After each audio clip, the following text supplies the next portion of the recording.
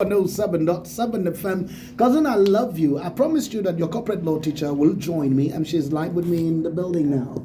I didn't put a call to her yesterday, but I sent a message. Though she didn't reply me, maybe she had quite a lot. Happy International Women's Day, one of the youngest corporate law teacher in the nation's capital, Helen Odom. Did I get the name? Thank you, Coach. Thank you so much. Thank you for having me. Most I'm times- Helen Odoma, but now Helen Farina because I'm married now. Cuz, did you hear that? Please change the name. But talk to me quickly about the name change, actually, because you see, we are celebrating women all over the world today, and I know that someone says yesterday was the celebration. It was on a Sunday morning, and quite a number of people prayed in church. But this is the point at which I like us to have an understanding. A young woman says, my husband did not recognize me as some next of kin because I didn't change my name. What does it mean when you marry and you still hold your surname that you used to have? Is there anything about that? Let's have an understanding before we go into the business of the day. It's because of the way I introduced you and you're like, no, now Helen Faruna, right? Yes. Beautiful. So talk to us. What's the language around the change of names when somebody gets married? Okay. It's a very interesting topic. Yeah, yes, that's stirred a lot of debate, globally. There's no legal implication, as it were, right? Okay. So, you could choose to bear any name you want to bear. All right. Yes. Interesting. And yes, you could choose to bear any name. But in terms of marriage, it's just for us culturally, in this part of the world, it's natural, or it's just a cultural thing for you to take your husband's name, when you are married, right? But again, like I used to tell some women who advocate against picking their husband's name, and I tell them, I said, the current surname you're bearing is your father's name, right? Yeah, which your mother took. You understand? So it is still, you are still carrying somebody's father's name, irrespective of whether it is your husband's own or it is still a man's name. So yeah, I don't think that fighting for women equality makes sense it's not in that sense, right? Okay. For me, it's very trivial. Name, right. It's just a name. Yes, but for uniformity, for instance, you come to a place, cause you're married, and then you call your name Bob Genesis, and then your wife comes and she's doing Doris the one. Do you understand? Someone has always talked about Silva Joke and the Olu Jacobs. Their names have not been together, and they are a very sweet couple. Let's not go into that. Someone would say that, why am I taking this with her? Some years ago, on a day like this, she was already wearing her white gown and walking the aisle already. What time was the wedding that year? Was it 10 a.m. or 9 a.m.? Yeah, it was 10 a.m. Oh, nice one. So, 9th of March, she is live with me on radio today. I want to say a big congratulations to you on your anniversary. How old is this marriage? 2 years. 2 years. You're quite young. Say a word to Farron now. Let me hear what you've got to say to him. Oh, I call him Sweet Scrumptious. Oh, cousin, don't say that again. Some person, it's all right. He's working. Sweet Scrumptious. Yes. We just learned the name on radio. I call him Sweet Scrumptious. And like I sent him a message this morning because he's not around.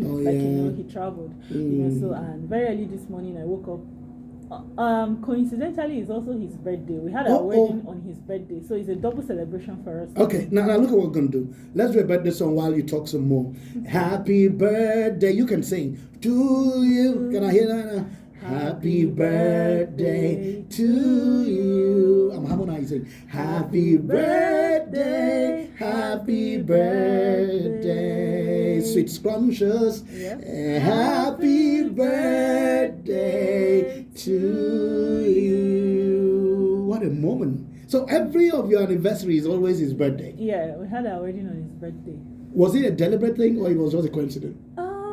It was coincident. We were supposed to have our wedding in March, early March. So and then we decided to.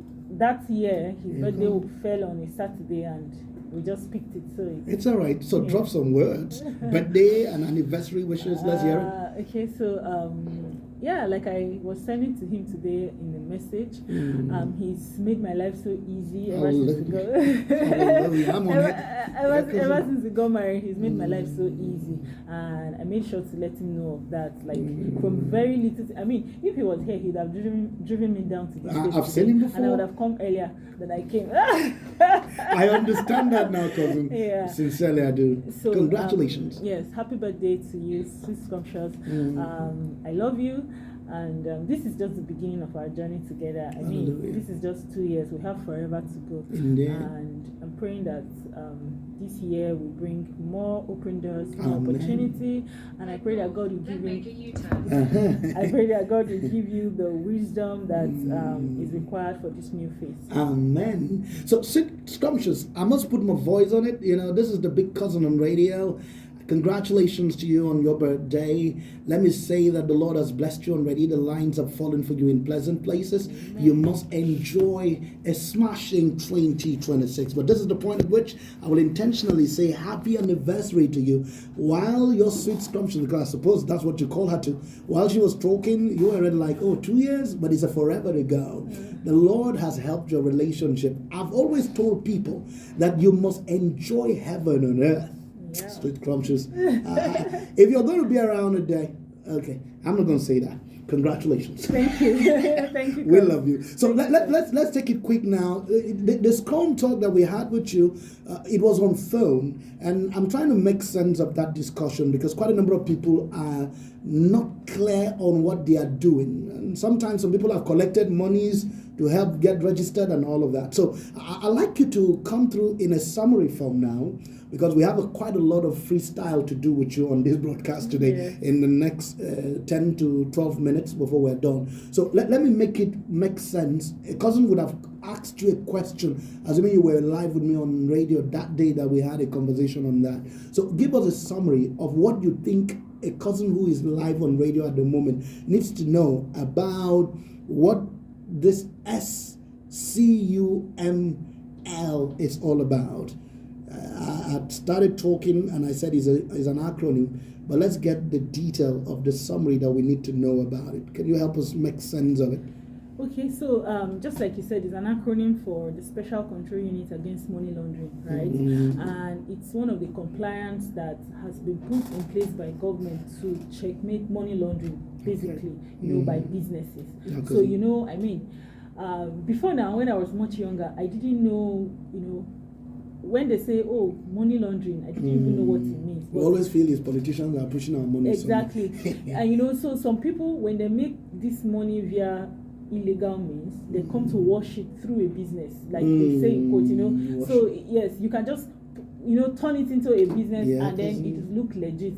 So they have set up this compliance, this regulation to monitor those kind of activities. So they want to see if the money that is coming in is actually from your business, and not from other illegal means. Now, who are some of these people that are mostly challenged? Are real estate firm managers part of this? Oh, definitely. So, because other financial institutions have very strict measures, I mean, like bank, you can imagine the kind of regulations, very heavy regulations on bank.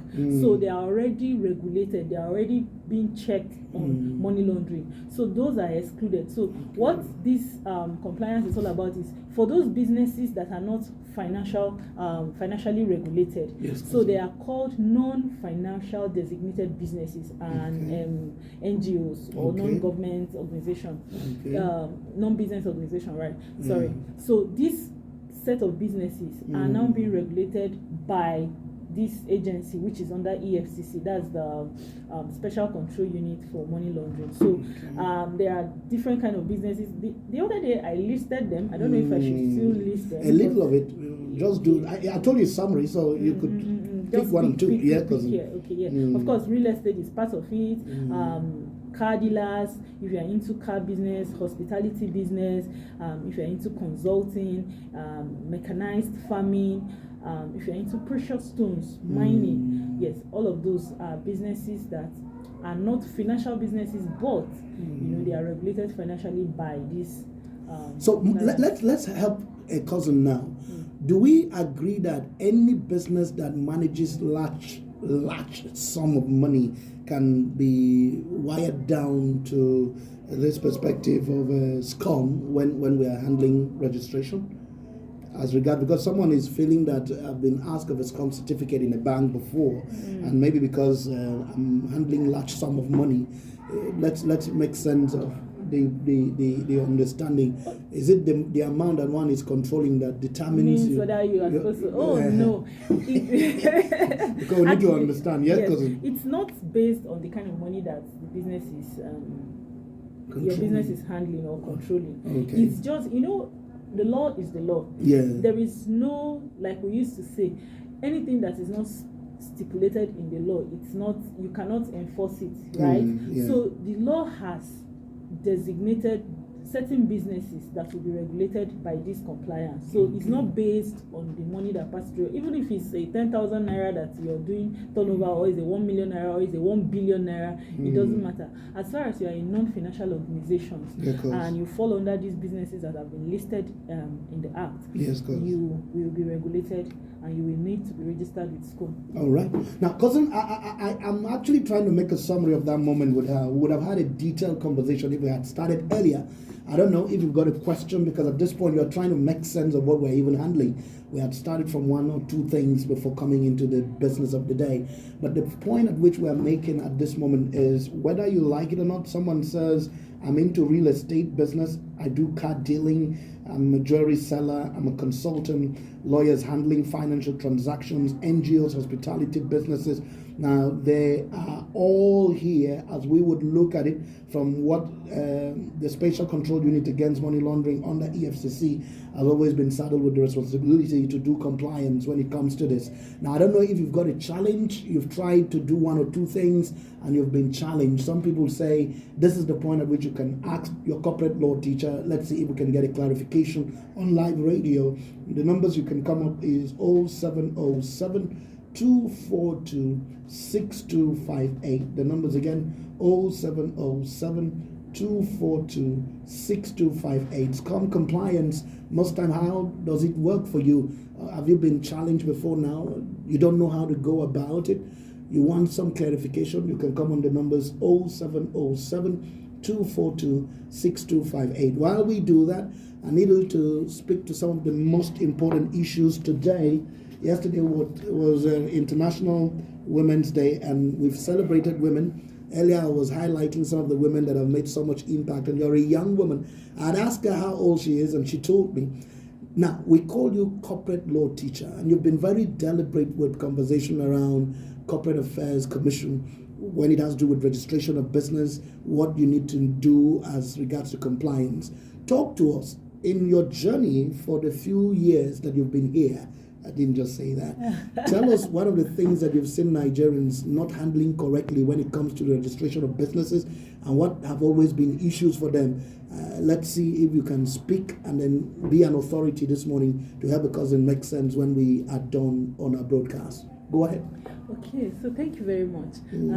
Yes, it's such an honor to be one of the women that have been celebrated today. Again, like I always tell everybody, both men and women, I used to tell people, and I say the best gift that can be given to you as a child, a girl child particularly, is a gift of education. I mean, if you are given an education, you are given every other thing that you need. I mean, it's because you went to school that you are here. Very true. If I didn't go to school, nobody gives me the mic. Exactly. So I encourage. Except if I'm a caller. Yes, cousin. I mean, if you didn't go to school, you can't even call, because you will not be able to speak English except you are going to speak your language. language. So I encourage every young girl out there to take their education seriously.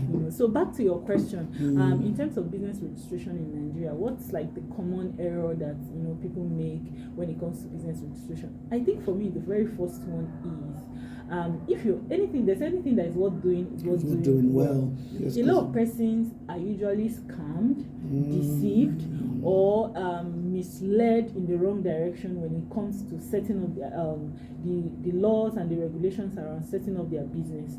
I say that to mean, like for instance, you see people want to register business and they just go to a business center, or somebody poses. The other day someone was telling that, oh, I've already started registering my business, but there's somebody at the business center that's helping me. So and I asked, is he a lawyer? He said no, that he's just a business center guy. I'm like, whoa, you understand? You know, so. And these people do not have the professional knowledge to guide you properly. There's a lot of things you consider when you want to register your business with CAC. Okay. What kind of business? What are you even going to? It will determine the type of registration that you will do. You understand? Yes. Is it a business name? Is it a company? How many persons should be involved as directors or as owners of this business? You know, sometimes when you speak to a professional and you tell them your plan, then the last time I came, I had to, you know, advise a cousin, on how to go about their business. Yes. So there's just so many things to consider. So you don't just rush and then go talk to anybody that's not a professional. So my advice to people generally is that they should always make sure that they speak to a professional who can professionally guide you. I mean, it took us 5 years in the university, 1 year in law school, to come that's 6 years of study, you know, to come up with this understanding. So you do not expect just somebody by the roadside to know it properly to guide you. So when you want to register your business, always make sure that you talk to a professional, because there are so many other things that you must consider before you register your business. Indeed. I don't know if that makes sense. It makes so much sense. And what I'm even trying to do now is to give a cousin a gift on live radio. I don't always have corporate law teacher on my dial. And if I'm going to commemorate the day yesterday, 8 March correctly, I'd want her to speak to you what she does. There are lawyers who handle gender violence issues. She is corporate law teacher. Now, tell us about some of the things you do, so that by the time I'm releasing your numbers on live radio today, a cousin knows what they are going to be gaining when they reach out to you with a call. Let's have you capture who corporate law teacher is. What do you normally do? Interesting. Yeah, cousin. Okay, interesting. So I think this year makes it 12 years now that I've been called to bar. Cousin, are you listening? She's not. She's, what do they call them? Quack? No, she's not. 12 years is not big. No, exactly. How long does it take to become a son, though? Okay, that's not going to that. Go ahead. 12 years. 12 years actually. So when you're 12 years, you're qualified to apply. Did you hear that? So I've got a son in the making here. Talk to us. Yeah, so I started my professional journey as a litigation lawyer. I mean, when I say, you know what it means to... Please help us on litigation.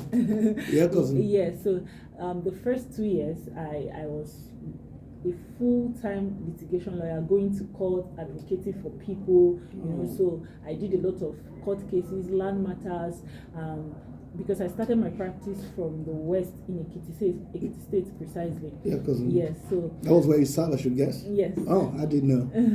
So after litigation, after 2 years, then I came to Abuja, did another litigation there for 1 year, and then I decided to branch into corporate practice. You know, so I got employed into a company, an IT company. Yes. So we deal with enterprise application. I mean, it's a full-blown IT company. In fact, one of the best IT companies in Abuja, yes, and in Nigeria.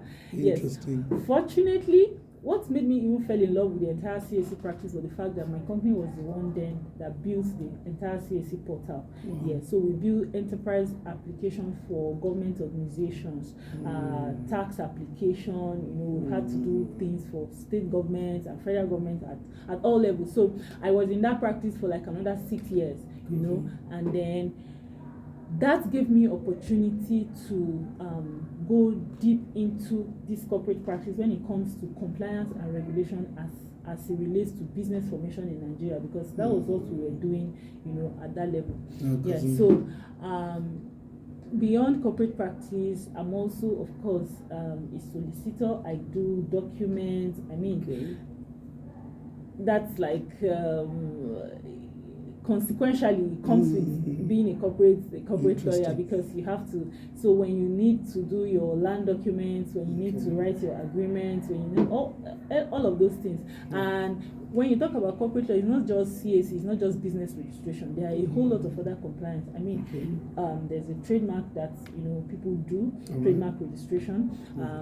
There are a lot of other compliance required by certain government organizations. That all of those things I'm qualified to do them. So yeah, and I'm not just 100% away from litigation. In fact, recently I had to go to court to defend somebody? Yeah, just 2 weeks ago, actually. Interesting. I love this. Now look at what I'm thinking, cousin. I'll give her your number. Rather, give you her number. That's the way to say it. Yeah. Now, I want to believe that I've given you a gift. Those particular questions you've been having, majorly, whatever it is that has got to do with you as a person when it comes to legal matters, I think that you can reach your corporate law teacher on 0803 456 7611, and you are able to have answers to whatever questions, assistance that you need professionally. 0803 456 7611. Very brilliant, intelligent, young corporate law teacher that I've got with me here. Now, I'm going to conclude by you giving a words of advice, even as I'm talking, with an understanding that we have quite a number of entrepreneurs in Nigeria that are doing 1 or 2, 3 businesses, and they have not registered their businesses yet. What should they do? Because I'm feeling that somebody does not know the necessity of registering their business. As far as they have started this thing in their community and they are cashing out, that's okay. Are there repercussions? Talk to them, let them take the decisions correctly from an advice that a corporate law teacher gives. Very, very important. I mean, you've captured it so well. So if you're running a business, if you're into business, whatever kind of business it is, and you're already making money, just like you say, some people feel, oh, I'm making money, so what's there? It is very, very important for you to register your business with the Corporate Affairs Commission, that's the CAC, because that will give your business a legal outlook. Imagine you want to go into transaction with some other very organized business owners. You don't just come there and say, okay, I'm your cousin on radio, or I'm Bob Genesis, just transact with me. No, there have to be something legally to show that your business is registered. Also, you cannot have a business account with the bank if it's not registered with CAC. So, you should be able to. I think when I started my private practice earlier, then I normally use my personal account, to deal with clients. And my own brother, I was supposed to help him do something, and I sent him. He said, no, I should send him my business account number. Wow. So I was like, okay. My business was already registered, but I didn't take it serious. So then I had just started. It is very important. There are some persons that will not want to even send money into your personal account. Yes, and that's the best thing to do. So, but without registration, you cannot open a bank account. Without registration, you can't even do government contracts. For those of you that are looking to, benefit from the government, exactly, handling some big contracts. Exactly. So you can't do all of that without registering your business. So it's very important for you to register your business. And then in terms of branding, in terms of branding, for instance, you see. Now, cousin, look at what happened. It's time off. But let me promise you something. Let me talk to Ruth Dabo. If she's not going to be here, I can keep you from 10 to 11, and we will handle conversations that a cousin will call you live on radio to talk with you. We've been able to talk a little bit of here and there, making sure that some cousins who've got concerns around SCOM should be able to have an understanding, reaching out to you. So let's talk with Ruth Dabo. If she's not available on her program, then we can take out the time and enjoy some airtime. Is that okay? Thank you so much. That's what a cousin can do. Is you all right, cousin? Don't say that. Now, I'm Forces Radio 107.7 FM. She has quite a lot to say, but I just needed you to be sure that we don't take some moment out of time. Let's see if your hygiene and environment is going to come up today. If not, we will sustain conversation with your corporate law teacher. While we're at it, let's take this one from Marizu. Tell It is the title. And this one first.